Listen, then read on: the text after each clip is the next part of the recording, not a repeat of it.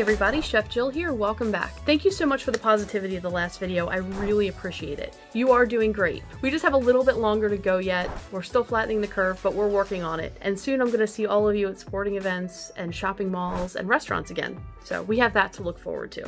Today, I wanted to discuss and answer a question that I get quite a bit, and that is, what is the difference between a chef and a cook? Really, it boils down to three things, in my opinion. As a hiring manager, I've been responsible for hiring both of these positions, but they are very different, so I'm hoping to answer this as objectively as possible. First, the knowledge is very important. Second, experience. And third is your scope of control. So a cook is a line worker. A cook, in my opinion, or my definition, is someone who is working on the line on a Friday night over the saute station, over the grill station, over the fry station, getting the food out to you in the restaurant. The chef is the one who is standing back a little bit, maybe filling in, maybe they're the expediter, putting the trays together for the servers, maybe they're the ones that just write the menus and do the ordering. But the chef is standing back a little bit, they're observing the flow of the kitchen, and they've earned that place. That gives them a scope of control, meaning that a chef has subordinates. So this is something else that's really important to designate. A chef runs a kitchen and a cook doesn't. A cook works in a kitchen, so huge difference there. A chef has to have managerial skills. They have to be able to command respect in their environment.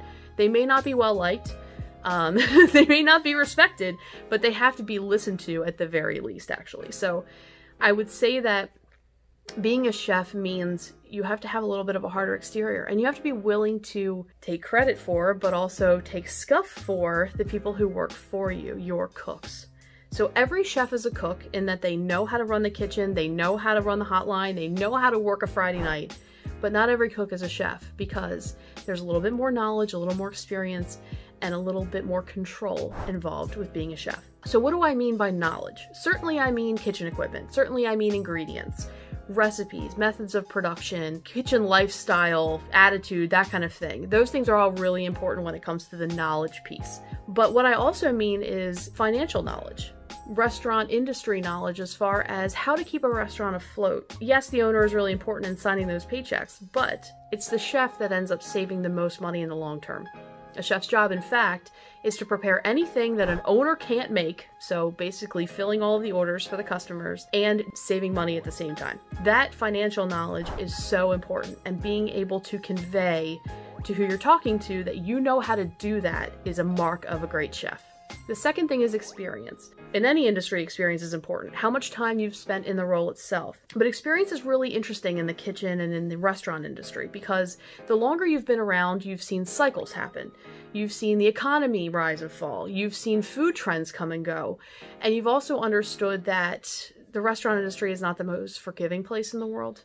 When I came out of culinary school, I thought of myself as a chef immediately. In fact, that's what they tell you when you're in culinary school.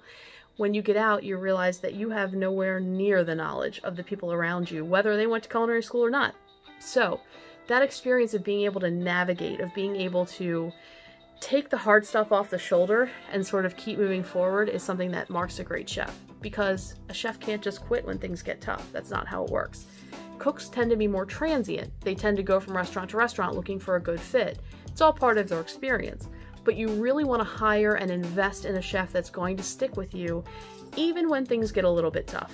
So I hope I answered this question fully for you. If you have any questions for me, feel free to leave them down in the comments, or you can send me an email. I'll make sure that's down there for you as well. Love each and every one of you. Thank you so much for watching, and please, please take care of yourselves and each other. See you later. Bye.